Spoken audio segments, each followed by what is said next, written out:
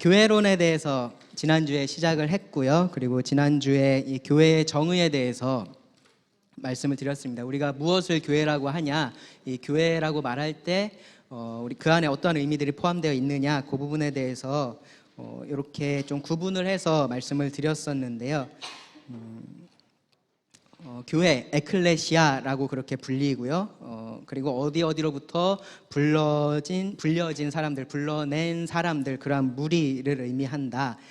특별히 이 에클레시아라는 일반적인 말이 지금에 와서 우리가 특별한 이 교회를 의미하게 된 것은 예수님께서 이렇게 이 반석 위에, 예수님 위에 내 교회를 세우겠다, 나의 에클레시아를 세우시겠다라고 말씀을 하셨고, 그리고 그러한 예수님으로서 정체성을 가지고 있는 그러한 무리, 즉 교회가 세워졌기 때문에 우리가 이 에클레시아,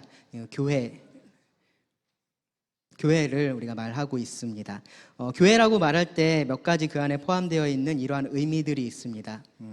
세상으로부터, 죄로부터 부르심을 받았고요. 믿음을 통해서 창세전의 선택을 받고 지금 부르심을 얻고, 그리고 앞으로 그러한 영광의 기약을 얻은 자들. 생각해 보면은 이 모든 것들이 누구를 통해서 우리들에게 온 거죠? 예수님을 통해서 우리들에게 온 거죠. 예수님 안에서 우리가 누릴 수 있는 그러한 것들이죠. 그래서 이 교회의 정체성을 우리가 예수 그리스도에게서 찾아야 한다라는 말씀을 드렸었고요. 간단하게는 구원받은 자들을 우리가 교회라고 말한다.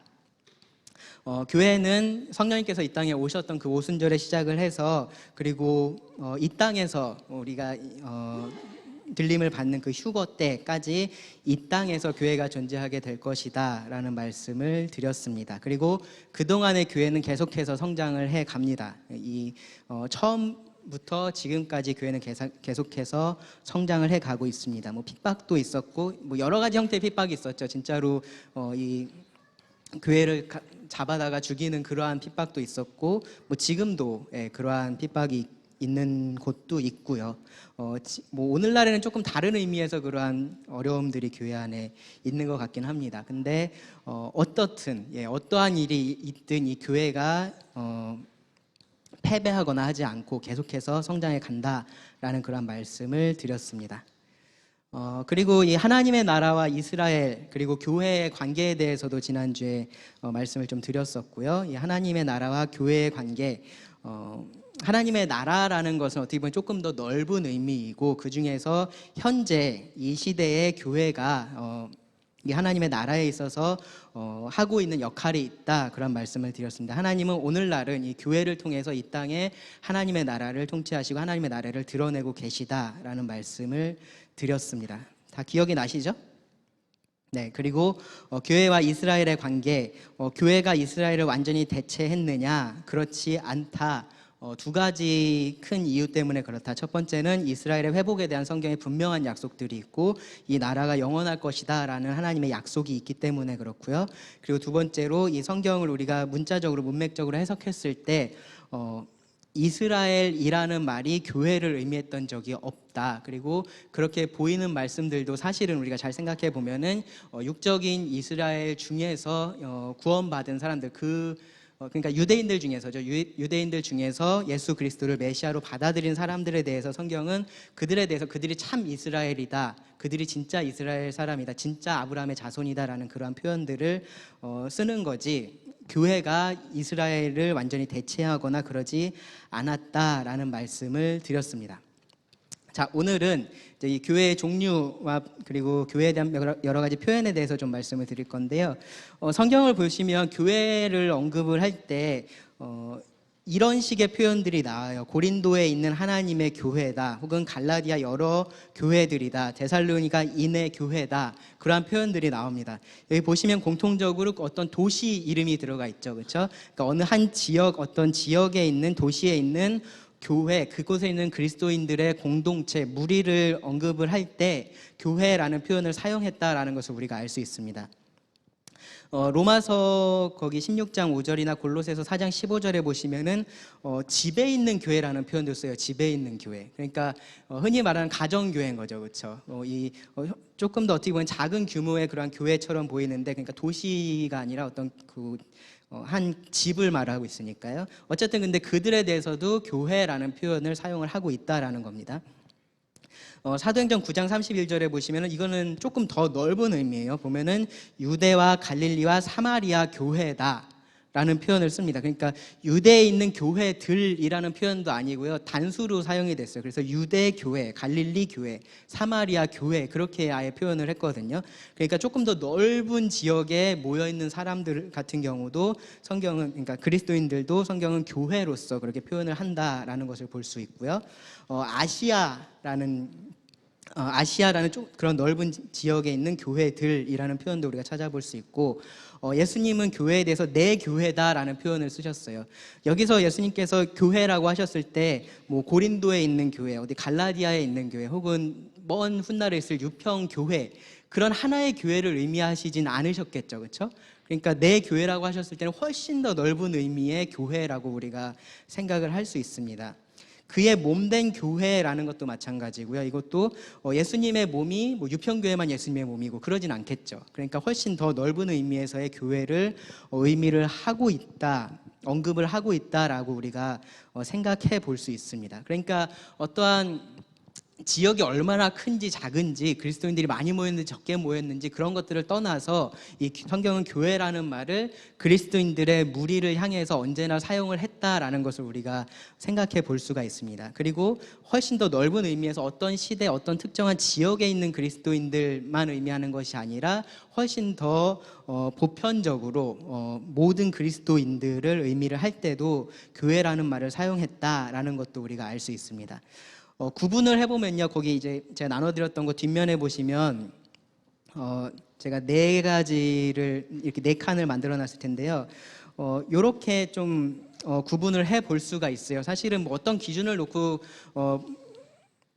구분하느냐에 따라서 더 많은 종류로 나눠볼 수도 있는데, 이거는 마크 데버라는 사람이 더 처치라는 책에서 구분을 한 네 가지 경우입니다. 첫 번째로, 여기서 익숙한 거 있으시죠? 어떤 게 제일 익숙하신가요? 네, 지역교회, 그렇죠? 지역교회. 사실 그동안 우리가 어떤 표현을 더 썼냐면 지역교회와 우주적인 교회라는 표현을 사실 더 많이 썼죠, 그렇죠? 지역교회와 우주적인 교회. 근데 저는 우주적이라고 하는 게 약간 좀 어색해요. 예, 뭔가 우주에 있는 교회 같고 약간 그런 느낌이 있어서. 근데 뭐 우주적인 교회라고 할 때는 그러니까 그런 지역을 초월한, 그러니까 조금 더 보편적인 일반적인 의미에서의 교회다라는 의미로 지역교회와 보편교회라는 것을 쓰고요. 조금 이상하게 보이시는 거 있나요? 전투하는 교회와 승리한 교회. 저거 좀 이상해 보이실 수 있는데 뭔 거 같으세요? 한번 추리를 해보세요. 전투하는 교회가 있고 승리한 교회가 있다. 그렇죠? 승리했다라는 것은 전투가 끝난 거죠, 그렇죠? 그러니까 언제 전투가 끝나요? 주님이 오시거나 혹은 내가 죽거나, 그렇죠? 내가 주님에게 가거나, 그렇죠? 그러니까 이 전투하는 교회와 승리한 교회를 나누는 기준은 그건 거죠. 이 땅에 지금 현존하고 있는 교회와, 그리고 이제 이 땅에 있는 성도가 죽어서 하늘에 가서 있는 그 교회, 승리한 교회, 그렇게 구분할 때 이 전투하는 교회와 승리한 교회를 말합니다. 가시적 교회와 비가시적 교회다. 뭐 풀어서 쓰면은 보이는 교회와 보이지 않는 교회라고도 그렇게 나눌 수 있는데, 이것이 익숙하지 않은 개념이실 수는 있는데, 근데 잘 알아두시면 이런 게 꼭 이런 구분이 좀 필요하긴 하다라는 생각도 하실 수 있을 것 같아요. 가시적인 교회라는 건 뭐냐면은 우리 눈에 보이는 교회인 거죠. 그러니까 우리 눈에 유평 교회가 있죠, 그렇죠? 이 유평 교회 안에는 어떤 사람들이 있나요? 구원받은 사람과 아직 구원받지 않은 사람도 이 교회 안에는 있죠, 그렇죠? 근데 우리가 구원받지 않은 사람을, 그러니까 유평교회에 오는 분으로서는 인정을 하지만 그들을 우리가 교회로서 말하진 않죠, 그렇죠? 그러면 우리가 누구를 이 교회의 지체라고 생각을 해요? 믿는 자들. 근데 좀 더 정확히 말하면 어떤 자들이냐면은 믿는다라고 고백하는 사람들인 거예요. 내가 예수 그리스도를 믿었습니다, 구원받았습니다라고 말하는 사람들을 우리가 교회의 지체라고 생각을 해요. 맞나요? 그렇죠? 그러니까 우리가 구원받을 때 그런 것이 분명하게 우리에게 보여져서 정말로 구원받았는지 구원받지 않았는지를 알 수 있다면 이 가시적 교회와 비가시적 교회의 구분이 필요가 없는데, 실제로 우리가 현실에서는 우리가 이 교회의 지체라고 말할 때 그 안에 구성원은 누구냐 하면은 구원받았다라고 말하고, 그리고 이 교회가 그렇게 뭐라 그럴까요? 받아들인, 교회 지체로서 받아들인 사람들을 교회다라고 말을 하는 건 거죠. 우리 눈에 보이는 개념에서는. 그렇죠? 근데 하나님께서 보실 때는 어떨까요? 하나님께서 보실 때는 우리 유평교회에서는 성도로서 인정을 받고 교회의 지체로서 인정을 받았지만, 하나님께서 보실 때는 그렇지 않은 사람도 있겠죠. 맞나요? 네, 가능하죠. 예, 그런 것들이 충분히 가능합니다. 그렇기 때문에 그것을 구분을 하는 거예요. 이 가시적인 교회와 비가시적인 교회는, 가시적인 교회는 우리 눈에 보이는 교회, 우리가 이 땅에서 볼 수 있는 교회, 즉 구원 받았음을 고백하는 사람들의 모임을 말할 때 이 가시적인 교회라는 표현을 쓰고요. 비가시적인 교회다라고 말할 때는 정말로 구원받은 사람들, 그러니까 실제로 구원받은 사람들, 하나님께서만 아시는 바로 그 사람들을 이 비가시적인 교회다라고 말을 합니다. 가시적인 교회에 속해 있는 사람이 비가시적인 교회에는 속하지 않을 수가 있을까요, 없을까요? 있죠. 그렇죠? 예. 가시적인 교회에는 속해 있는데, 즉 믿음을 고백하긴 하는데 실제로 구원받지는 않은 그러한 경우도 가능하겠죠. 반대도 가능할까요? 그러니까 비가시적인 교회에는 속해 있는데 가시적인 교회에는 속해 있지 않은 경우, 어떨 것 같아요? 정상은 아닌데 있을 수는 있겠죠. 그런 경우도요. 그렇죠? 예, 그런 경우도 가능할 수는 있습니다. 그러니까 이 가시적인 교회와 비가시적인 교회는 이렇게 겹쳐 있습니다. 그래서 이쪽엔 속했는데 이쪽엔 없고, 이쪽엔 속했는데 이쪽에는 없는, 그렇게 약간의 교집합 같은 그러한 원을 여러분들이 생각해 보시면 되는데요.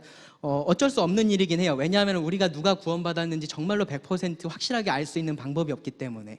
하지만 이 교회의 입장에서 어떻게 해야 되는 거예요? 이 가시적인 교회와 비가시적인 교회를 계속해서 일치시키려고 노력을 해야 되는 건 거죠. 그렇죠? 예, 어느 한쪽에 속해 있는데 어느 한쪽에 속해 있지 않으면 그것이 정상적인 모습이 아닌 거예요. 예, 그러니까 그것을 교회는 계속해서 일치시키려고 노력을 할 필요가 있습니다.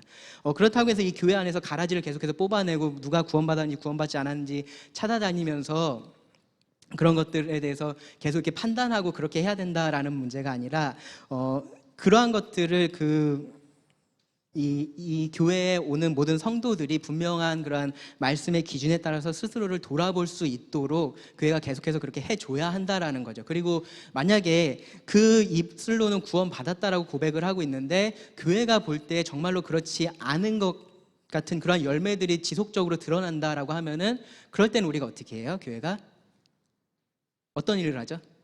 출교라는 것을 합니다. 출교라는 것은 어떤 의미냐면은 더 이상 당신의 고백을 우리가 진실로 받아들일 수가 없다라고 말을 하는 거예요. 교회가 더 이상 당신을 우리 이 지역 교회의 지체로서 우리가 인정할 수 없다라고 그렇게 말을 하는 겁니다. 네, 감사합니다. 제가 목이 말라 보이셨나요? 처음 보는.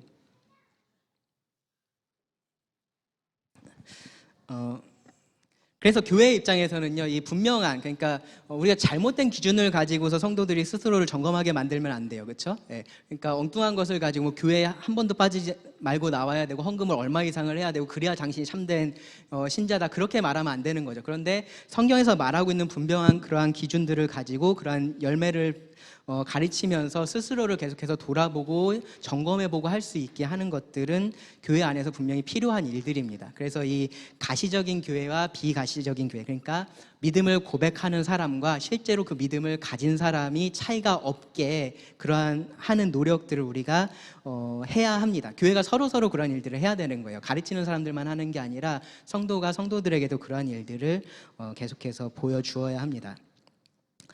이해가 되시죠? 네. 그리고 지역교회와 이 보편교회 혹은 우주적인 교회의 차이, 그러니까 이 그리스도인들이 어떠한 지역, 특정한 지역에 모이는 것을 우리가 지역교회다라고 말을 하고요. 그리고 그것을 통틀어서, 역사를 통틀어서 모든 믿는 자들로 구성된 그러한 교회를 우리가 보편교회다라고 말을 합니다. 혹은 우주적인 교회다라고 말을 합니다. 어차피 정말로 구원받은 사람이라면 어디에는 항상 속해 있는 거예요? 예, 보편교회에는 항상 속해 있는 건 거죠. 구원받는 즉시 이 보편교회에는 속해 있는 겁니다.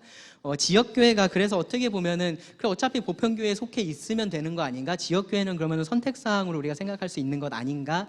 라는 생각을 할 수도 있는데, 근데 신약성경의 그런 특별히 서신서 말씀들 여러분들 가만히 읽어보면 많은 명령들이 그 사람 혼자의 어떠한 뭐 거룩함하고 관련된 말씀이라기보다는 서로에 대한 말씀들이 훨씬 더 많아요. 그렇죠? 서로 용서해야 되고 서로 사랑해야 되고 그러한 말씀들이 훨씬 더 많아요. 그리고 함께 기뻐하고, 그러니까 그러한 말씀들을 사실 우리가 생각해 본다면 혼자서 교회로서 올바르게 이 땅에서 살아갈 수 있다라고 말하는 것은 굉장한 모순인 거예요. 그러니까 이 교회가 서로에게 그렇게 할 수 있는, 그러니까 교회가 함께 어느 지역에 함께 모여서 이러한 일들을 해야 할 것들을 교회는 이 성경은 말씀하고 있습니다. 잘 아시는 히브리서 10장 24절 25절 말씀에서 분명하게 말하고 있는 것이 그거죠. 서로 돌아보아 사랑과 선행을 격려하며 모이기를 피하는 어떤 사람들 습관같이 하지 말고 오직 권하여 그날이 가까움을 볼수록 더욱 그리하자. 예, 계속해서 모여야 합니다. 우리가 지역 교회로서 그러니까 모이려면은 그러한 물리적인 한계라는 것이 존재하죠. 그렇죠? 오늘날은 그게 많이 극복된 시대인 거예요. 예전에 비해서는. 그러니까 옛날에는 진짜로 좋든 싫든 어떤 교회, 어느 지역에 내가 살면 그 교회에 가야만 됐었는데 지금은 그러지는 않아요. 그렇죠? 근데 그렇다고 해서 제가 여기에 살면서 부산에 있는 교회에 가거나 그럴 수는 없죠. 그러니까 어쨌든 지금도 그런 물리적인 한계는 있고, 그리고 이러한 것들을 사실 가만히 생각해 보면은 정말로 가까운 교회에 가는 것이 여러모로 이게 교회에도 유익하고 나에게도 유익하다라는 것을 우리가 알 수는 있습니다. 전투하는 교회, 승리한 교회 말씀드렸고요. 그리고 거짓 교회와 참된 교회는 뭐 이거는 어떤 교회가 참된 교회가 어떤 교회가 거짓된 교회냐. 그러니까 우리가 그런 얘기들 하죠. 그 가끔 뉴스나 그런데 좀 교회에 대한 안 좋은 소식들이 들려오고 하면은 뭐 직장에서 동료들이나 혹은 다른 친구들이나 뭐 교회는 다 저래 약간 그런 식으로 말하면 우리가 뭐라 그래요? 그 교회가 그런 거고 진짜 교회는 그렇지 않아라고 우리가 말을 하죠. 그럼 우리가 뭐를 기준으로 진짜 교회와 거짓 교회를 나눌 거냐는 거죠. 이 거짓 교회와 참된 교회를 우리가 뭐를 기준으로 나눌 거냐? 과거에는 뭐를 기준으로 나눴냐면은 정통성이라는 것을 강조를 했어요. 그러니까 가장 정통성 있는 오늘날의 교회는 어디예요? 카톨릭이죠, 카톨릭. 예, 그들이 사실은 가장 정통성 있는 교회여서 그래서 처음에 카톨릭은 자기들만이 진짜 참된 교회고 나머지는 다 거짓 교회다라고 얘기를 했었어요. 오늘날에는 아마 그 정도까지는 얘기를 안 하겠지만, 근데 그렇게 했었던 거죠. 그 기준이 뭐에 있었냐면 정통성에 있었던 거죠. 근데 가만히 생각해 보시면 우리도 사실은 이 부분에 있어서 잘못된 기준을 가지고 있을 수가 있어요. 우리처럼 뭔가를 해야지 참된 교회고 이런 어떠한 그런 것들을 하지 않으면 그 교회는 참된 교회가 아니야라고 우리가 쉽게 말할 수 있어요. 근데 그것을 나누는 기준은 좀 더 우리가 좀 고민을 해봐야 돼요. 무엇을 통해서 이 참된 교회와 거짓 교회를 나눌 거냐? 뭘로 나눌 수 있을까요? 네? 진리의 말씀, 그렇죠? 예, 가장 중요한 겁니다. 진리의 말씀. 이 하나님의 말씀이, 그러니까 이 진리의 말씀을 하나님의 권위로서 받아들이고 그대로 선포하고 있느냐가 사실 굉장히 중요해요. 왜냐하면은 그것이 교회의 모든 것들을 결정을 하잖아요. 그러니까 이 교회가 어느 방향으로 갈지, 어떠한 사역들을 할지, 그런 것들이 이 말씀을 어떻게 그들이 받아들이고 있느냐에 따라서 그것이 다르게 나오기 때문에 이 거짓 교회와 참된 교회를 나누는 그런 기준은 사실은 그 종교개혁 이후로나 계속해서 이 하나님의 말씀에 따라서 운영되어 온 교회들에 대해서 항상 이 거짓된 교회, 참된 교회의 기준을 무엇으로 말했었냐 하면은 바로 말씀, 이 하나님의 말씀이 그 교회 안에서 하나님의 말씀으로 받아들여지고 그렇게 선포되고 있느냐를 기준으로 봤습니다. 그러니까 그것이 단지 하나의 기준이 아니라 그 하나로 다른 모든 것들을 평가할 수 있는 그러한 척도가 되기 때문에 그렇습니다. 그리고 또 하나가 있었는데 형식적인 부분에 있어서 뭐가 있었냐면은 뭘까요? 형식적인 부분에 있어서 이 참된 교회와 거짓 교회를 나눌 수 있는 기준이 되는 게 있다면 뭘 것 같으세요? 침례와 만찬이겠죠. 왜요? 그것이 주님께서 주신 명령이기 때문에 그렇죠. 이 교회가 주님의 명령에 순종해서 침례와 만찬을 그러니까 그것이 꼭 뭐 포도주를 써야 하고 물에 잠겨야 하고 그런 것들을 떠나서 이들이 그 말씀에 진심으로 진정으로 반응을 해서 그것을 순종하고 있느냐. 사실 그것도 좀 더 넓은 의미에서 보니 말씀이 하나님의 말씀이 기준이 그 교회 안에 잘 서 있느냐 안에서 볼 수도 있겠죠. 그렇죠? 그래서 이 거짓 교회와 참된 교회를 나누는 기준은 뭐가 돼야 되냐? 하나님의 말씀이 돼야 된다. 이 말씀이 정말로 올바르게 말씀으로서 선포되고 있는 교회라면 우리는 그런 교회를 참된 교회다라고 말할 수 있고, 그렇지 않다면 그 교회가 아무리 크고 아무리 잘 되고 있고 아무리 선교사를 많이 보내고 아무리 하여튼 뭔가 잘 되는 교회처럼 보일지라도 그런 교회를 우리가 참된 교회다라고 말을 할 수 없다라는 겁니다. 네, 이제 교회에 대한 구분을 말씀을 드렸고요. 그 다음에 이제 교회에 대한 여러 가지 성경의 표현들이 나오는데요. 제가 나눠드린 것보다 제가 지난주에 좀 몇 개를 추가를 했어요. 보니까 제가 관계에 대한 것만 좀 정리를 하느라 좀 다른 것들 중요한 걸 빼놓은 게 있어서 그 뒤쪽에다 추가를 했습니다. 교회에 대한 표현이기도 하고 이 성도들에 대한 표현이기도 한데요. 첫 번째로 왕과 백성, 그러니까 하나님과 우리 사이의 관계에 대해서 말할 때 우리가 이 하나님 나라의 백성이라는 표현들을 쓰죠. 그래서 왕과 백성의 관계입니다. 우리가 흑암의 권세 아래 있다가 그 사랑하는 아들의 나라로 옮겨졌죠. 그렇죠? 그 나라의 백성으로서 우리가 살고 있습니다. 그래서 그 나라의 백성이고 우리의 시민권이 하늘에 있고, 그리고 그 하나님 나라의 백성으로서의 특권들을 우리가 누리고 있습니다. 창조주와 피조물 관계, 이거는 모두가 다 포함되는 것 같은데 왜 교회에 대해서도 이런 얘기를 하느냐? 에베소서 2장 10절 말씀에 보면은 너희는 그의 만드신 바라, 그렇죠? 이 교회에 대해서도 새롭게 하나님께서 창조하신 것으로 그렇게 표현을 해요. 그러니까 이 교회는 하나님의 새로운 창조물인 거죠. 어떤 면에서 보면은 새로운 창조물로서 이 창조주와의 관계를 맺고 있기도 합니다. 그러니까 하나님께서 우리의 이 몸을 창조하실 뿐만 아니라 우리의 이 영에 있어서도 그러한 창조의 일을 새롭게 하셨다라는 것을 알 수 있습니다. 그 다음에 세 번째, 목자와 양의 관계인데요. 그러니까 이 목자와 양의 관계는 우리가 구약에서도 그 이스라엘과 하나님의 관계를 묘사할 때 많이 사용됐었고, 이 신약의 교회와 하나님의 관계를 말할 때도 목자와 양으로서 표현을 많이 합니다. 이 목자와 양을 말할 때는 사실 생각할 수 있는 것들이 많이 있는데 그 중에서 좀 중요한 것이 뭐냐면 이 목자가 양을 보호하고 먹인다라는 부분, 그걸 뒤집어서 말하면은 양 무리는 항상 목자에게 의존적이어야만 한다. 이 목자가 없이는 이 양무리가 올바르게 먹을 수도 없고 보호를 받을 수도 없다라는 것을 의미를 합니다. 그래서 이 교회에 대해서 이런 양으로서도 표현을 합니다. 주인과 종의 관계. 여전히 우리가, 그러니까 지금은 나는 이제 종이 아니야 라고 말을 할 수가 없죠. 그렇죠? 우리는 사탄의 종에서 벗어나서 우리는 의의 종이 됐습니다. 하나님의 종이 되었습니다. 그래서 여전히 우리에게는 이 주인에게 순종할 그런 의무가 있습니다.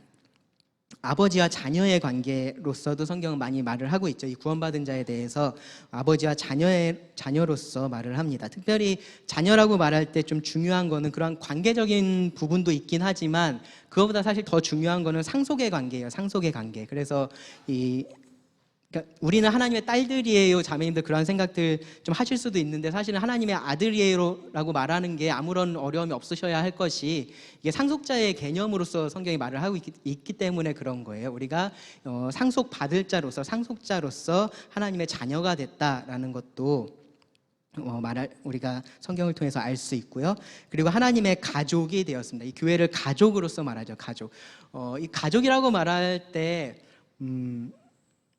그러니까 우리가 이 세상에 살면서도 여러 가지 관계들이 있는데 친한 친구도 있고 직장의 동료들도 있고 여러 관계들이 있는데, 근데 이 가족이라고 말할 때는 우리가 훨씬 더 가깝고, 그리고 이 가족의 관계는 내가 원한다고 해서 끊거나 그렇게 할 수 있는 게 아닌 거죠. 그렇죠? 그리고 이 가족 관계 안에서는 우리가 다른 관계에서는 할 수 없는 많은 것들을 할 수 있어요. 그러니까 이것이 사랑으로서 우리가 다른 사람들도 대하지만 특별히 가족에게 있어서는 우리가 사랑으로서 대해야 하고, 그리고 그것이 다른 어떤 관계보다 훨씬 더 친밀한 관계가 되어야 한다라는 것을 우리가 알 수 있습니다. 그리고 신랑과 신부, 그리스도께서 우리의 신랑이 되시고 우리가 그의 순결한 신부로서 성경이 교회를 말을 하고 있습니다. 사실 이 말씀들에 대해서 다 찾아보면서 생각해 보면 더 좋을 텐데요. 너무 많아서 혹시 시간이 되시면 제가 찾아보라고 일부러 말씀을 다 적어 놓은 건데 시간이 되시면 찾아보고 하셔도 좋을 것 같습니다. 그 다음에 이제 성경에서 사용하고 있는 좀 중요한 표현 하나가 머리와 몸의 관계예요. 머리와 몸의 관계. 이게 교회라는 것이 세상에 있는 다른 모임들하고 다른 제도하고 분명히 다른 것이 이 머리와 몸의 관계, 즉 유기체인 거죠. 유기체. 그러니까 생명, 그 안에 생명이 있고 그 생명을 중심으로 움직이는 유기체인 거죠. 교회는. 그래서 이 교회에 있어서 가장 뭐 다른 데도 마찬가지긴 하지만 교회를 이 몸으로서 비유할 때 우리가 좀 꼭 알아야 될 것이 있는데 뭐냐면은 이 교회에는 다양성과 하나됨이 있다라는 거예요. 이 두 가지가 함께 있습니다. 다양성이 있고 동시에 하나됨이라는 것이 있습니다. 그러니까 각 지체는 각자가 하는 일들이 다 달라요. 제 손이 하는 제 오른손, 심지어 제 오른손과 왼손이 있는데 오른손이 하는 일을 왼손이 그대로 할 수는 없거든요. 그리고 왼손이 할 수 있는 일을 제가 오른손이 그대로 하지도 않고요. 각자가 역할이 다른 건 거죠. 그리고 제 다리도 마찬가지고 제 다른 몸의 지체들도 달라요. 그런데 몸으로서 이 머리를 중심으로 하나가 되어 있어서 그 하나의 목적을 위해서 같이 움직입니다. 제가 지금 말을 하면서 손도 지금 막 움직이고 있죠, 그렇죠? 예, 이 왼손으로 이것을 들고 있고 오른손으로 어떻게든 제가 말하는 것들을 좀 표현을 하려고 계속해서 이렇게 손짓을 뭔가를 하고 있어요, 그렇죠? 하나의 목적을 위해서 하는 거예요. 만약에 제 말하고 제 손짓이 전혀 상관없이 움직이고 있다, 막 제가 이러고 있다, 여러분들 어떨 것 같으세요? 전혀 집중이 안 되겠죠, 그렇죠? 예, 그러니까 우리의 몸이라는 것은 그렇게 하나의 목적을 위해서 이 다양한 지체들이 같이 움직이게 되어 있는 거죠. 교회를 몸으로 얘기할 때 사실 가장 중요한 개념이 그건 거예요. 우리가 다 똑같을 수는 없어요. 당연히 달라요. 다 다르고 서로 다른 개성들이 있고 서로 다른 관심사가 있고 다른 능력이 있고, 이것이 누가 더 뛰어나고 누가 뛰어나지 못하고의 문제가 아니라 하나님께서 다양하게 교회의 지체들을 그렇게 만드셨고 그리고 그들이 하나됨을 통해서 하나님의 일들을 그곳에서 이루어 가신다라는 그것이 너무 중요한 개념인 거예요. 그러니까 이 교회 안에서 저 사람 나랑 달라, 저 사람 나하고 생각하는 게 너무 달라, 그러니까 난 저 사람하고 같이 못할 것 같아, 나는 저 사람하고 교제를 못하겠어 라고 생각하면 안 되는 거예요. 왜냐하면 다른 게 당연한 거니까. 그 다른 것 안에서 우리가 하나됨을 추구하고 하나의 목적, 그 하나의 목적을 이제 좀 이따 얘기를 하겠지만 그 하나의 목적을 위해서 우리가 함께 움직이는 것이 교회다라는 생각들을 꼭 해주셨으면 좋겠습니다. 그 다음에 이 포도나무와 가지의 비유, 이것은 그리스도와 교회의 연합에 대해서 강조를 하는 표현이죠. 우리가 그리스도 안에 있고 그리스도께서 우리 안에 계시고 그리고 이 그리스도 안에 있을 때에만 우리가 열매 맺을 수 있고 그 부분에 대해서 강조를 하고 있는 표현이 이 포도나무와 가지이고요. 그 다음에 하나님의 전 혹은 하나님의 성전, 그러한 비유들도 교회에 대해서 사용을 하는데요. 특별히 하나님께서 구약에서는 정말로 그런 건물, 성전이라는 곳에 자신의 이름을 두시고 특별한 임재를 그곳에서 나타내셨고 그래서 아무나 그곳에 나갈 수 없었었고 사람들이 그 가까이 가려면은 그러한 죄의 문제나 그런 것들을 해결하고서 나가야만 했었던 거죠. 그런데 지금에 와서는 그것이 달라졌어요. 하나님은 이 교회를 하나님의 성전이다라고 말씀하시고 이 교회에다가 하나님의 이름을 두고 계시고 이 교회를 통해서 하나님의 거룩하심을 나타내고 계시죠. 그렇죠? 그러니까 이 교회가 거룩해야 한다, 이 교회가 하나님을 예배하는 곳이 되어야 한다라는 것도 우리가 생각해 볼 수 있습니다. 그 다음에 하나님의 밭이라는 표현도 사도 바울이 사용을 했었는데요.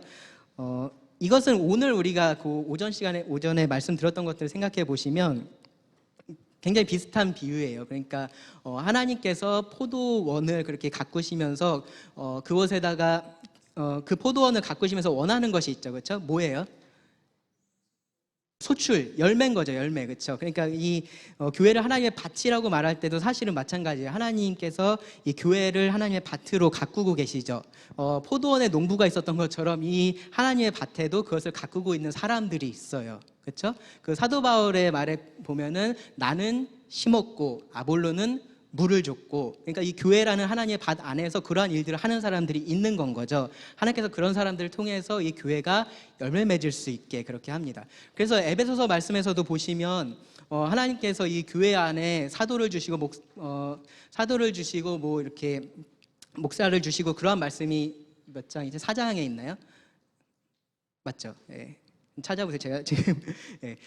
그 말씀들을 할 때 그 말씀을 다 하고 나서 그 목적에 대해서 얘기할 때 이는이라고 하면서 무슨 얘기를 하냐면은 이는 하면서 이 하나님의 교회로 하여금 온전하게 구비하게 하려고 준비시키게 하려고라는 말씀을 하고 있습니다. 그러니까 이 교회 안에서 하나님께서 이렇게 가르치는 사람들, 인도자들을 세우셔서 하시는 일이 뭐냐면은 이 하나님의 밭을 가꾸는 일들을 하고 계신 거죠. 그래서 열매 맺을 수 있게 하려고 그러한 일들을 하고 계십니다. 한 세 사람이다라는 표현도 있어요. 이제 에베소서에서 한 세 사람이라고 이 교회를 말할 때 중요한 것은 이 안에 구분이 없다라는 거예요. 유대인이나 이방인의 구분이 사라지고 이 그리스도 안에서 하나 된 것에 대해서 말을 합니다. 아무런 차별도 이 교회 안에는 있을 수가 없다라는 것을 강조를 하고요. 그 다음에 이제 진리의 기둥과 터다, 이 진리를 지켜야 할 책임, 그리고 이 진리를 선포해야 할 책임이 교회에게 있다라는 겁니다. 그래서 아까 이 교회를 참된 교회와 거짓 교회를 구분할 때 이 진리가 하나님의 말씀이 기준이 된다라는 것이, 교회가 이러한 일들을 하고 있는데 이 하나님의 말씀을 하나님의 말씀으로서 받아들이지도 않고 있다면 그것을 우리가 교회라고 말할 수가 없는 건 거죠. 숨가쁘게 달리고 있는 것 같은데요. 잘 따라오고 계시나요? 교회에 대해서 이렇게 좀 정리를 해볼 수가 있습니다. 하나님께서 특별히 불러낸 무리이고 하나님의 뜻과 은혜로 하나님의 영광을 위해서 부르심을 받은 무리고 그리스도께서 사랑하셔서 그 피로 사신 그러한 무리이고요. 그리고 오순절에서 휴거 때까지 교회는 이 땅에서 영적인 하나님의 나라를 나타내고, 그리고 교회는 이스라엘과 유사한 면이 있지만 분명히 구분된다라는 것, 그리고 교회의 종류와 그 표현들, 오늘 했었던 것들 잘 알아두시면 좋을 것 같습니다. 교회의 목적과 사역에 대해서 좀 말씀을 드릴 텐데요. 이렇게 교회가 부르심을 받았으면 하나님께서 아무런 이유 없이 아무런 목적 없이 그렇게 하지 않으셨을 텐데, 그럼 어떠한 목적을 가지고 이렇게 하셨겠느냐에 대한 질문이에요. 요 하나를 잘 머릿속에 담아 두시면 사실 이 시간에 할 내용들을 다 아시는 겁니다. 하나님의 영광이라는 것이 가운데 있습니다. 하나님의 영광이라는 것이 교회의 궁극적인 목적이 되고요. 그것을 세 개의 사역을 통해서 우리가 하고 있습니다. 하나님을 예배하는 것, 그리고 성도들을 교화하는 것, 그리고 세상에 대해서 전도하는 것, 그렇게 세 가지로 나누어서 우리가 교회의 목적과 이 사역의 관계를 생각해 볼 수 있습니다. 즉, 교화라는 표현이 약간 좀 그렇게 익숙하지는 않은데요. 뭐 양육이라는 표현을 또 쓰기도 하는데, 그러니까 어쨌든 성도들이 함께, 그러니까 성도들에 대한 사역인 거예요. 성도들이 성도들로서 그렇게 하나님의 영광을 드러낼 수 있게 하는 교회의 모든 사역들, 교화라고 말을 합니다. 왜 교회의 목적이 하나님의 영광을 나타내는 거냐? 이런 말씀들을 우리가 생각해 보면은 그 이유를 알 수 있습니다. 하나님께서 창조하신 목적이, 이 모든 사람들 창조하신 목적이 하나님의 영광을 위해서였고요. 그리고 하나님께서 우리들을 구원하신 목적도 이 베드로전서 2장 9절에 보시면 그의 기이한 빛에 들어가게 하시니 그 하나님의 이름의 아름다운 것을 선포하게 하시려고 그렇게 하셨다라고 말을 하고 있습니다. 그래서 에베소서 1장에 있는 말씀들에 보면 이 구원에 있어서 하나님께서 하시는 일, 예수님께서 하시는 일, 그리고 성령님께서 하시는 일, 그런 일들을 언급을 하면서 그 끝에다가 다 이렇게 목적에 대해서 동일한 이야기들을 해요. 이는 그가 사랑하신 자 안에서 우리에게 거저 주시는 바 그의 은혜의 영광을 찬송하게 하려는 것이라. 이는 우리가 그리스도 안에서 전부터 바라던 그의 영광의 찬송이 되게 하려 하심이라. 이는 우리 기업의 보증이 되사 그 얻으신 것을 속량하시고 그의 영광을 찬송하게 하려 하심이라. 그러니까 하나님의 영광을 찬송하는 것이 우리가 처음에 창조된 그런 목적이기도 하고 지금 여러분들이 교회로서 불림받은 목적이기도 하다라는 겁니다. 그런데 그러니까 제가 이 하나님의 영광이 이 교회의 목적이다라고 말씀을 드리는, 좀 제가 강조하는 이유 중에 하나가 뭐냐면은 교회의 존재 목적에 대해서 사실 전도하는 거다라고 이야기를 하는 경우들도 사실 많이 있어요. 그리고 그것이 뭐 아주 틀린 말도 아니지만 근데 좀 우리가 잘 균형을 잡을 필요가 있기 때문에 제가 이런 말씀을 드리는 건데 전도가 교회의 목적이다라고 말할 때 이제 그 이유로서 하는 얘기는 뭐냐면은 예배라는 것은 우리가 하늘나라 가서도 할 수 있는데 전도는 어디서밖에 못해요? 예, 이 땅에서밖에 못하잖아요, 그렇죠? 그러니까 우리가 이 땅에서밖에 할 수 없는 무언가가 있다면 그것이 우리의 궁극적인 목적이 되어야 한다라고 그렇게 말을 하는 겁니다. 그런데 이제 그것이 이 땅에 있을 때 교회가 해야 될 중요한 사역으로서 생각하는 것과 그것이 교회의 존재 목적이다라고 말하는 것하고는 약간의 차이가 있어요. 무슨 말이냐면은 만약에 전도가 교회의 존재 목적이다라고 말하면 하늘나라에 가면은 교회는 필요가 있어요, 없어요? 없어지죠. 그렇죠? 왜냐하면 더 이상 하늘나라에 가면은 전도할 수가 없고 전도를 할 필요도 없으니까요. 그렇죠? 그러면 교회라는 것은 이 땅에만 있어야지 하늘에서는 우리가 교회라는 것이 있을 필요가 없는 건 거죠. 그러니까 존재 목적이라고 말할 때는 우리가 이 전도가 교회의 존재 목적이다라고 말할 수는 없는 거예요. 그러니까 존재의 목적을 말할 때는 이것이 우리가 교회가 있어야만 하는 이유인데 뭐냐면 하나님을 예배하는 건 거죠. 우리가 이 땅에서도 하고 하늘나라에 가서도 할 것은 하나님을 예배하는 일이고 우리가 이 땅에서 전도하는 이유는 뭔 거예요? 그 사람들이 예배하는 자들이 되게 하기 위해서 하나님을 예배하는 자들이 되게 하기 위해서 그러한 일들을 하고 있는 겁니다.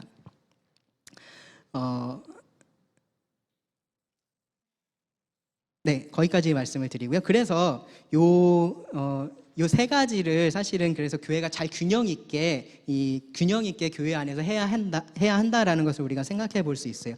하나님의 영광을 위해서 궁극적으로 우리가 모든 일을 하니까 우리가 어떤 일을 하든지 그것이 하나님께 영광이 되지 않는다면 우리가 교회로서 그 일을 하지 말아야겠죠. 그 일이 어떤 일이 됐든지요. 근데 우리가 하나님의 영광이 되는 일이라면 그 일은 교회로서 우리가 충분히 할 수 있는 일들입니다.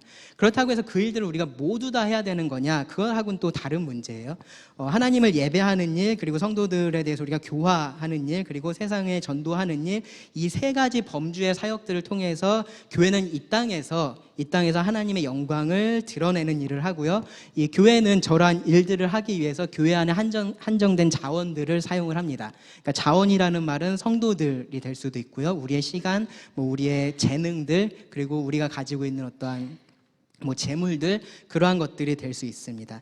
그러한 것들을 우리는 저 세 가지 일들을 하는데 교회는 사용을 하고 있습니다. 근데 교회들을 보면요, 저 중에서 어느 하나가 좀 커 보이는 교회들이 있어요. 그렇죠?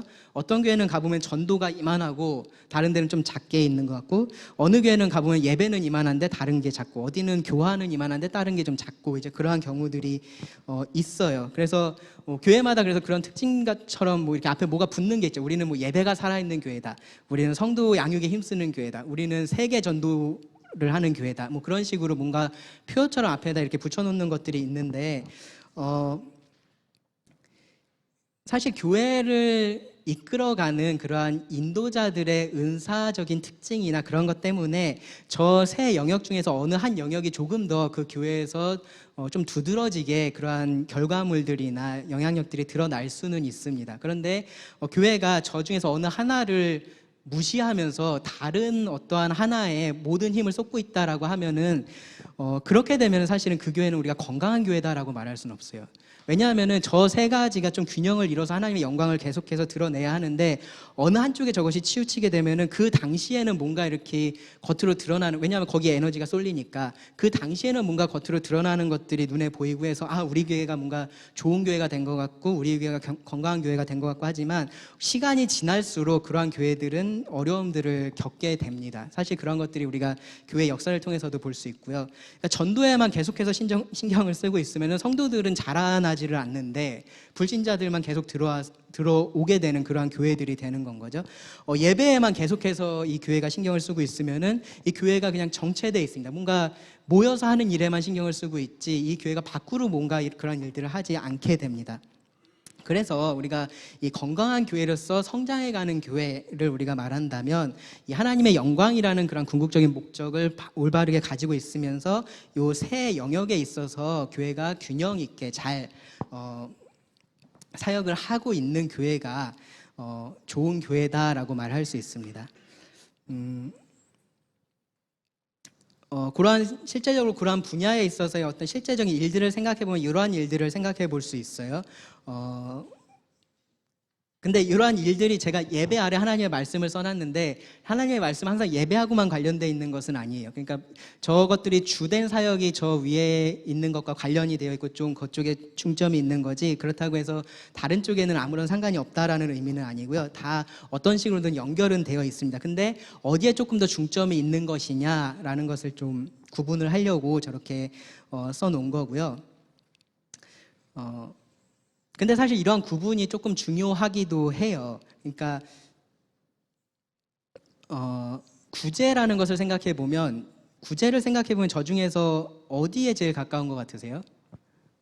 어디에 제일 속해 있는 게 맞는 것 같으세요? 제가 저기 써놨구나. 근데 전도에 제가 써놓긴 했는데, 근데 제 생각의 구조는 저 세 가지에 좀 이렇게 균형 있게 들어가 있는 것 같아요. 그러니까 구제를 꼭 우리가 교회 밖만 대상으로 하지는 않잖아요, 그렇죠? 교회 안에 있는 성도들을 대상으로도 우리가 구제 일들을 하기도 하고, 그리고 그것이 실제적으로 우리의 그러한 재물을 하나님을 위해서 사용하는 것이기 때문에 예배의 영역에서도 분명히 예배의 영역에서도 우리가 생각할 수 있는 것들입니다. 근데 어떤 활동들은 어느 한쪽 영역에 좀 주된 역할이 있고 다른데 부수적인 결과들을 가져오는 것들이 있어요. 보시면 주의 만찬을 생각해 보시면 주의 만찬은 예배로서의 역할이 가장 중요한 거고 다른 데에 이렇게 끼치는 영향들은 조금은 부수적인 거라고 우리가 생각을 해야 돼요. 그러니까 주의 만찬을 통해서 성도들이 교화되지 않을까요? 그러진 않겠죠. 그렇죠? 성도들이 주의 만찬을 하면서 자신을 돌아보게 되고 하면서 당연히 교화되는 일들이 있고, 그리고 이 주의 만찬도 주의 오심을 전하는 것이기 때문에 전도하는 것에도 당연히 그러한 결과물들을 나타냅니다. 하지만 주의 만찬의 가장 주된 목적은 예수님의 그러한 죽으심을 우리가 지금 기념하는 것, 예배하는 쪽에 있는 건 거죠. 그러니까 우리가 그쪽에 초점이 있다라는 생각을 한다면 이것과 관련돼서 무언가를 결정하고 할 때 그것을 먼저 생각하는 게 맞는 건 거죠. 이 주의 만찬을 하니까 구도자들이 좀 힘들어하더라. 그러니까 아직 하나님 모르는 분들이 힘들어하더라. 그러니까 그래, 그럼 우리 주의 만찬 하지 말까? 그렇게 할 수 없다라는 거죠. 왜냐하면 그것이 주된 목적이 아니기 때문에. 그러니까 우리가 그러한 것들에 대해서 구분을 하는 것도 한편으로는 필요합니다. 오늘 예배에 대해서 여기 보면 제가 밑줄 그어놓은 것들이 있는데요. 저 밑줄 그어놓은 것들은 제가 다른 시간에 따로 떼내서 좀 말씀을 드리려고 한 거고요. 나머지 것들은 제가 오늘하고 다음 주에 다룰 겁니다. 근데 다 할 수 있나 모르겠네요. 자, 오늘 예배에 대한 것들 좀 말씀을 나눌게요. 예배에 있어서 이 세 가지에 대해서 우리가 좀 생각을 해봐야 됩니다. 첫 번째로 예배의 중심, 이 예배의 중심이 무엇이냐, 그리고 예배의 영역은 어떻게 되느냐, 그리고 예배의 형식에 대해서. 예배의 중심, 예배라는 것이 하나님의 어떠하심, 그리고 그 하나님께서 하신 일을 우리가 높이고 그것에 감사하는 것이라면 예배의 중심은 뭐가 되어야 될까요? 하나님이 되셔야겠죠. 하나님. 그렇죠? 하나님이 예배의 중심입니다. 그러니까 이 예배의 중심은 우리 믿는 사람들도 아닌 거고 믿지 않는 사람들도 아닌 거고, 그러니까 다른 어떤 게 아니라 하나님 자체가 이 예배에 있어서는 중심이 되어야 합니다. 예배를 드리는 것이 사람이 하는 일이니까 당연히 사람이 고려되긴 해야겠죠. 그렇죠? 하지만 그것을 우리가 중심에 놓고서 우리가 예배에 대한 여러 가지 것들을 결정하고 판단하고 그렇게 할 수는 없다라는 겁니다. 예배의 주 목적은 하나님을 높이는 것이기 때문에 우리가 예배를 드리는 사람의 입장에서 어떠한 유익을 누리고 하는 것들은 당연히 하나님께서 우리들에게 은혜로서 주시는 것들로서 우리가 감사하고 그것을 우리가 기쁘게 받는 것이지만 이 예배 자체를 그렇다고 해서 사람 중심으로 운영을 하는 것은 조금은 다른 문제고요. 그리고 그렇게 해서는 안 됩니다. 이 말씀을 좀 강조해서 드리는 이유는 최근에 혹시 열린 예배라는 말 들어보셨어요? 열린 예배. 혹은 구도자 중심 예배라는 게 있어요. 그러니까 어떻게 보면 제가 볼 땐 좀 모순적인 말인 것 같아요. 하나님 중심, 예배라는 것 자체가 하나님 중심인데 구도자를 중심으로 예배를 드린다는 게 도대체 어떻게 하는 걸까? 그냥 전도 집회라고 하든지 그런 표현들을 쓰는 게 더 맞는 것 같은데, 예배라는 것은 기본적으로 이 하나님 중심으로 우리가 항상 드려야 한다라는 것이 기본입니다. 그래서 실제적인 문제에 있어서도 우리가 어떤 것들을 결정할 때 사람을 우리가 고려하긴 하지만 당연히 하나님을 훨씬 더 최우선으로 고려를 해야 한다라는 것을 우리가 꼭 알아야 되고요. 이 예배의 실제적인 문제에 있어서요. 이 예배의 영역, 그러니까 예배를 이렇게 얘기하다 보면 우리 삶이 다 예배인데, 뭐 이런 모여서 하는 예배에 대해서 그렇게 강조할 필요가 있느냐, 이제 그렇게 생각하시는 분들이 있어서 또 이 부분도 말씀을 드리는 건데요. 예배는 사실은 우리가 보면은 개인의 영역과 교회의 영역이 있습니다. 그것이 뭐 분리되는 것은 아니지만 우리가 구분해서 생각해 볼 수는 있습니다. 오늘날 특별히 신약교회에서 많이 강조하는 것이 개인의 예배, 지체로서, 그러니까 교회의 지체로서 흩어졌을 때 각자의 삶에서 드리는 예배인 거고요. 이제 그것을 우리가 삶의 예배다라고 말을 하는데, 우리가 각자 있는 곳에서 하나님을 예배합니다. 교회로서 드리는 거예요. 그것도 내가 개인이 그렇게 하고 있지만 흩어진 교회의 지체로서 예배를 드리고 있는 겁니다. 그렇게 하나님을 예배하는 자들이 각자 떨어져서만 하는 것이 아니라 어떤 특정한 시간에 특정한 장소에 모여서 특정한 형식을 가지고 하나님을 예배하는 것이 있습니다. 그것을 우리가 회중 예배 혹은 공예배라는 표현을 사용을 합니다. 사실 그런 거 굉장히 자연스러운 거예요. 그렇죠? 그렇잖아요. 여러분들 뭐 좋아하는 거 있으면 그 좋아하는 거 혼자만 좋아하고 계신가요? 아니면 좋아하는 사람 만나서 같이 얘기하고 그러고 싶으신가요? 예, 얘기하고 나누고 싶어 하잖아요. 그렇죠? 그러니까 어떠한 자기가 정말로 좋아하는 게 있으면 이게 얼마나 좋은 건지 다른 사람한테 가서 자랑하기도 하고, 너도 이거 가져, 너도 이거 이렇게 해야 돼, 그런 이야기들 우리가 자연스럽게 하잖아요. 그러니까 하나님께서 우리를 그러한 존재로 만드셨어요. 우리가 하나님을 믿는 자들로서 이 하나님의 가치를 인정하고 하나님을 예배하고 싶어하고 이 하나님을 사랑하는 자들이라면 나 혼자만 그러고 있을 수가 없는 건 거죠. 그러니까 다른 사람한테 가서 전도도 하는 거고, 성도들끼리 모여서 그러한 것에 대해서 같이 이야기 나누고 같이 찬양도 하고 같이 기도도 하고 그러한 하나님의 말씀을 듣기도 하고 그러한 일들을 하는 겁니다. 그런 것들이 형식적이다라고 말할 것이 아니라 굉장히 자연스러운 일인 거예요. 그리고 사람들이 모이니까 그 안에 형식이라는 것이 생겨나는 건 거죠. 형식에 대한 얘기가 그래서 마지막에 있는데요. 구약을 보시면 우리가 언제 어떻게 하나님을 예배해야 하는지에 대한 상세한 규정들이 다 있어요. 그렇죠? 그런데 이 신약에 와서는 그런 것들이 없죠. 이 예수님을 통해서 구약의 그런 모든 그림자들이 거쳐졌고 우리는 이 그리스도 안에서 자유를 가진 자들로서 하나님을 예배를 합니다. 그래서 언제든지 어디서든지 어떻게든지 하나님을 예배할 수 있습니다. 개인만 그런 게 아니라 교회도 사실은 그렇습니다. 우리가 하나님을 예배할 때 우리는 이러한 자유들을 가지고 할 수 있습니다. 좀 이 부분에 대해서도 우리가 항상 좀 생각을 해야 될 게, 우리가 성경적이다라고 생각하는 예배의 모습은 사실 많은 부분이 우리에게 그것이 익숙하기 때문에 우리가 그것을 성경적이다라고 생각하는 경향들이 있어요. 근데 우리에게 익숙하지 않다라고 해서 다 비성경적인 것들은 아닙니다. 그러니까 우리가 그것에 대한 생각을 가지고 있어야 되고, 그래서 지금의 이 모습이 달라질 수도 있다라는 생각도 우리가 가지고 있어야 돼요. 지금 우리가 드리고 있는 이 예배의 모습을 만약에 1세기에 있었던 그리스도인들이 와서 본다면 깜짝 놀라겠죠. 그렇지 않겠어요? 저런 곳에서 저런 식으로 예배를 하다니, 무슨 보지도 못한 악기들을 가지고 사람들이 저렇게, 분명히 다를 거예요. 그렇죠? 그래서 우리가 그 안에서 분명히 자유함을 가지고 있고, 하지만 성경의 테두리 안에서, 성경의 원리 안에서 우리가 그런 것들을 진행하겠지만 이 형식에 있어서는 분명한 자유라는 것이 있습니다. 우리가 어떻게 예배해야 한다라는 것이 성경 안에 우리가 신약 성경에서 찾아볼 수는 없는데요. 근데 그 안에서 우리가 찾아볼 수 있는 예배의 요소들은 몇 가지가 있어요. 여기 이제 제가 5가지 정도를 적어놨는데, 말씀과 기도, 찬양, 그리고 헌금하는 것, 그리고 의식은 뭐죠? 2가지.